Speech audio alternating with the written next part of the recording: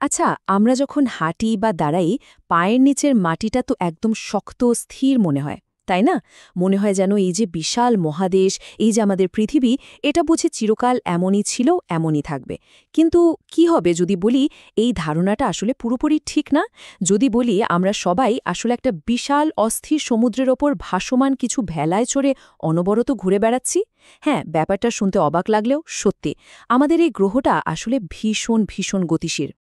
তাহলে আসল প্রশ্নটা হচ্ছে, আমাদের পায়ের নিচের এই মাটি কি সত্যিই এতটা কঠিন? উত্তরটা হলো না, একদমই না।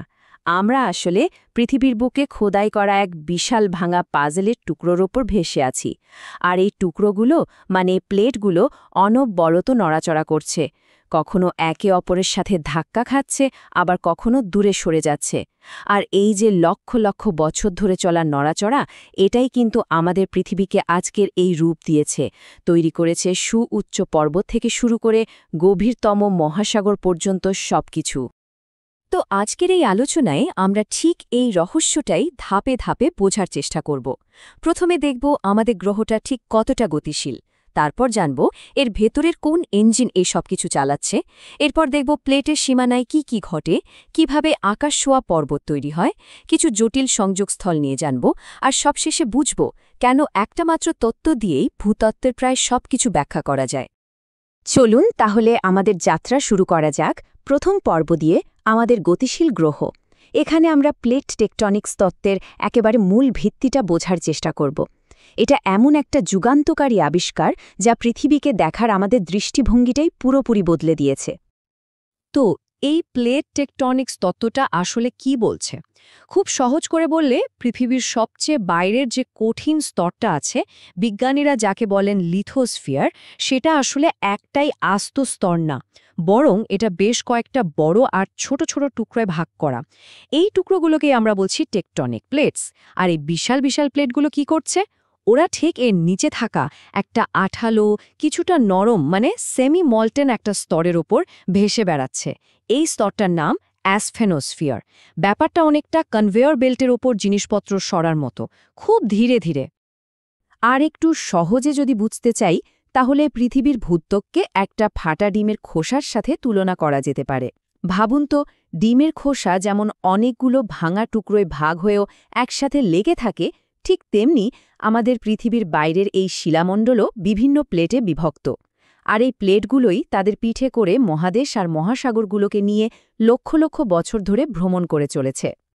বিজ্ঞানীরা পৃথিবীতে মোট ৭টা বড় বা প্রধান প্লেট খুঁজে পেয়েছেন, আর সাথে আছে আরও অনেকগুলো মাঝারি আর ছোট প্লেট। এই যে স্ক্রিনে ৭টা প্রধান প্লেটের নাম দেখা যাচ্ছে, প্রশান্ত মহাসাগরীয়, উত্তর American, Eurasian, African, Antarctic, Indo অস্ট্রেলীয় এবং দক্ষিণ আমেরিকান প্লেট, এগুলোই পৃথিবীর বেশিরভাগ জায়গা জুড়ে আছে। এদের মধ্যে আবার প্রশান্ত মহাসাগরীয় প্লেটটা হলো সবচেয়ে বড়, আর এর চারপাশের এলাকাতেই পৃথিবীর বেশিরভাগ আগ্নেয়গিরি আর ভূমিকম্প হয়, যেটাকে আমরা রিং অফ ফায়ার নামে চিনি। আচ্ছা, এখন সবচেয়ে বড় প্রশ্নটা হলো, এই যে বিশাল বিশাল প্লেট যেগুলো এক একটা মহাদেশের সমান বড়, এগুলোকে নাড়ানোর মতো প্রচণ্ড শক্তিটা আখির আসছে কোথা থেকে? কোন সে অদৃশ্য শক্তি যা আস্ত মহাদেশগুলোকে ঠেলে নিয়ে যাচ্ছে? চলুন এবার পৃথিবীর গভীরে লুকিয়ে থাকা সেই শক্তিশালী ইঞ্জিনটার খোঁজ করা যাক। এই অবিশ্বাস্য শক্তির পেছনের মূল কারণটা হল পরিচলন স্রোত বা কনভেকশন কারেন্ট। দেখুন, পৃথিবীর কেন্দ্রে রয়েছে সূর্যের পৃষ্ঠের প্রায় সমান উত্তাপ। এই অসম্ভব তাপ গুরুমণ্ডল বা ম্যান্টেলের নিচের অংশকে গরম করে তোলে, আর তার ফলেই সেখানকার গলিত শিলার মধ্যে একটা ধীর কিন্তু প্রচণ্ড শক্তিশালী স্রোত তৈরি হয়, একটা চক্রের মতো। এই স্রোতই প্লেটগুলোকে চালানোর আসল ইঞ্জিন। এই পরিচলন স্রোতের ব্যাপারটা অনেকটা, ধরুন চুলার ওপর এক হাঁড়ি পানি ফুটছে। পানি গরম হলে কি হয়? সেটা হালকা হয়ে নিচ থেকে ওপরে উঠে আসে, আর ওপরের ঠান্ডা ভারী পানিটা নিচে নেমে যায়। ঠিক এভাবে পৃথিবীর কেন্দ্রের তাপে গুরুমণ্ডলের গরম হালকা পদার্থ ওপরে উঠে আসে, তারপর শিলামণ্ডলের নিচে এসে ছড়িয়ে পড়ে, আর ধীরে ধীরে ঠান্ডা ও ভারী হয়ে আবার নিচের দিকে নেমে যায়। লক্ষ লক্ষ বছর ধরে চলা এই চক্রাকার গতিটাই তার ওপরের শক্ত প্লেটগুলোকে ঠেলে বা টেনে নিয়ে যায়। তো যখন এই প্লেটগুলো নড়াচড়া করে তখন তো তারা একে অপরের সাথে ধাক্কা খায়, কখনো দূরে সরে যায়, আবার কখনো পাশাপাশি ঘষা খায়। প্লেটগুলোর এই যে মিলনস্থল মানে প্লেট বাউন্ডারি, এখানেই কিন্তু পৃথিবীর সবচেয়ে নাটকীয় ঘটনাগুলো ঘটে। পর্বত তৈরি হয়, আগ্নেয়গিরি জেগে ওঠে, আর মাটি কেঁপে ওঠে ভূমিকম্পে। চলুন দেখা যাক প্লেটগুলো ঠিক কিভাবে একে অপরের সাথে মেশে। প্লেট সীমান্ত বা বাউন্ডারিগুলোকে মূলত ৩ ভাগে ভাগ করা যায়। প্রথমটা হল অপসারী বা ডাইভারজেন্ট, যেখানে দুটো প্লেট একে অপরের থেকে দূরে সরে যায়। তখন নিচ থেকে ম্যাগমা উঠে এসে নতুন ভূত্বক তৈরি করে। এভাবেই নতুন মহাসাগর তৈরি হয়, যেমনটা ঘটছে মধ্য আটলান্টিক শৈলশিরায়। দ্বিতীয়টা হল অভিসারী বা কনভার্জেন্ট, যেখানে দুটো প্লেট মুখোমুখি ধাক্কা খায়। এখানে ভূত্বক ধ্বংস হয়ে তৈরি হয় বিশাল পর্বতমালা, আগ্নেয়গিরি আর গভীর সমুদ্র খাত। হিমালয় পর্বতমালা এর সবচেয়ে বড় উদাহরণ। আর ৩ নম্বরটা হল নিরপেক্ষ বা ট্রান্সফর্ম বাউন্ডারি। এখানে প্লেটগুলো একে অপরকে পাশ কাটিয়ে চলে যায়। ভূত্বক তৈরিও হয় না, ধ্বংসও হয় না, কিন্তু প্রচণ্ড শক্তি জমে থাকে, যা হঠাৎ মুক্তি পেয়ে বিধ্বংসী ভূমিকম্প ঘটায়, যেমন ক্যালিফোর্নিয়ার সান আন্দ্রেয়াস ফল্ট। প্লেটের সংঘর্ষ যে কতটা শক্তিশালী হতে পারে তা বোঝার জন্য হিমালয় পর্বতমালার চেয়ে ভালো উদাহরণ আর হয় না। এটা শুধু কিছু পাহাড়ের সারি নয়, এটা দুটো মহাদেশের এক মহাকাব্যিক সংঘর্ষের জীবন্ত সাক্ষী।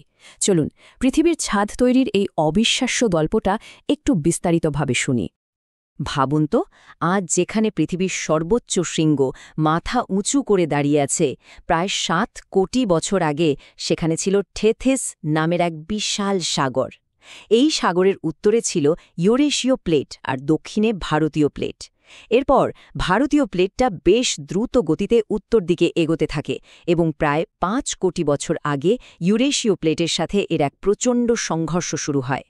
আর এই সংঘর্ষের ফলে থেথিস সাগরের তলদেশে জমে থাকা লক্ষ লক্ষ বছরের পলিরাশি ভাঁজ হয়ে দুমড়ে মুচড়ে ধীরে ধীরে ওপরে উঠে আজকের হিমালয় পর্বতমালা তৈরি করেছে। আর সবচেয়ে অবাক করার মতো বিষয় হল, এই সংঘর্ষ কিন্তু এখনও থামেনি। এটা একটা চলমান প্রক্রিয়া। ভারতীয় প্লেটটা এখনও প্রতি বছর প্রায় ৫.৪ সেন্টিমিটার হারে, মানে আমাদের হাতের নখ যে গতিতে বাড়ে, প্রায় সেই গতিতেই উত্তর দিকে ইউরেশীয় পাতের দিকে এগিয়ে চলেছে। এর মানে কি? এর মানে হল হিমালয় এখনও ধীরে ধীরে উঁচু হচ্ছে, আর এই নিরন্তর চাপের কারণেই পুরো অঞ্চলটি পৃথিবীর অন্যতম ভূমিকম্পপ্রবণ এলাকা। এখানে একটা খুব ইন্টারেস্টিং ব্যাপার আছে। যখন দুটো মহাদেশীয় প্লেট মুখামুখি ধাক্কা খায়, তখন তাদের ঘনত্ব প্রায় সমান হওয়ার কারণে একটা আরেকটার নিচে সহজে ডুবে যেতে পারে না।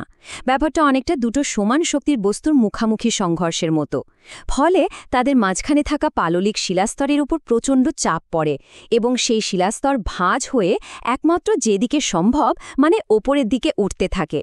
ঠিক এই কারণেই হিমালয়ের মতো এত বিশাল আর উঁচু পর্বতমালা তৈরি হয়েছে। যাওয়ার পথ একটাই ছিল, ওপরে।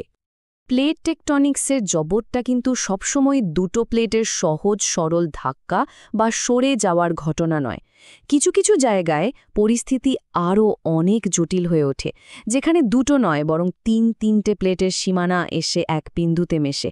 এই ভূতাত্ত্বিক জাংশনগুলো কিন্তু ভীষণ সক্রিয় আর অস্থির। এই বিশেষ জায়গাগুলোকে বলা হয় ট্রিপল জাংশন, মানে এমন একটা বিন্দু যেখানে ৩টি আলাদা প্লেটের সীমানা এসে মিলিত হয়। ১৯৬৯ সালে বিজ্ঞানীরা প্রথম এই ধারণাটি তুলে ধরেন। এই অঞ্চলগুলো ভূতাত্ত্বিকভাবে অসম্ভব সক্রিয় থাকে এবং এখানে একই সাথে বিভিন্ন ধরনের ঘটনা, যেমন চ্যুতি, খাত তৈরি বা আগ্নেয়গিরির অগ্ন্যুৎপাত দেখা যেতে পারে। ট্রিপল জাংশন আবার বিভিন্ন ধরনের হয়, যেমন আফ্রিকার আপার ট্রিপল জাংশন, যেখানে ৩টে প্লেটই একে অপরের থেকে দূরে সরে যাচ্ছে। বলা যায় ওখানে একটা নতুন মহাসাগর জন্ম নেওয়ার প্রক্রিয়া চলছে। আবার জাপানের কাছে বোসু ট্রিপল জাংশন, যেখানে ৩টে প্লেটই একে অপরের নিচে ঢুকে যাচ্ছে। এই জটিল সংযোগস্থলের ওপরেই জাপান দেশটি অবস্থিত, যা দেশটিকে পৃথিবীর অন্যতম ভূমিকম্প এবং আগ্নেয়গিরি প্রবণ অঞ্চলে পরিণত করেছে। এই ভূতাত্ত্বিক বাস্তবতায় কিন্তু জাপানের স্থাপত্য থেকে শুরু করে জীবনযাত্রা পর্যন্ত সবকিছুকে প্রভাবিত করেছে। আচ্ছা, আলোচনার প্রায় শেষ পর্যায়ে এসে আমরা এখন সবগুলোকে এক সুতোয় গাঁথার চেষ্টা করব। দেখব কেন প্লেট টেকটনিক্স তত্ত্বকে ভূবিজ্ঞানের গ্র্যান্ড ইউনিফাইং থিওরি বা একীভূতকারী তত্ত্ব বলা হয়।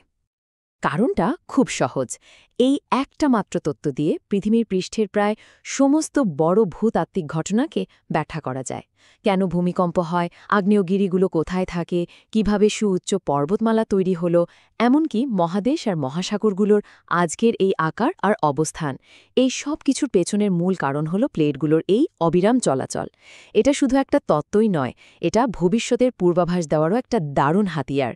এর মাধ্যমে বিজ্ঞানীরা বুঝতে পারেন কোন অঞ্চলে ভূমিকম্পের ঝুঁকি বেশি, কোথায় মূল্যবান খনিজ সম্পদ পাওয়ার সম্ভাবনা আছে, আর কিভাবে আমাদের এই গ্রহ সময়ের সাথে সাথে বদলে যাচ্ছে। তাহলে সবশেষে একটা প্রশ্ন রেখে যাই। যেহেতু আমরা এখন জানি যে পৃথিবী স্থির নয়, এটি প্রতিনিয়ত বদলাচ্ছে, তাহলে একটু কল্পনা করার চেষ্টা করা যাক তো। আজ থেকে ২০ কোটি বছর পর আমাদের এই গ্রহটাকে দেখতে কেমন হবে? কোন মহাদেশ কোথায় থাকবে?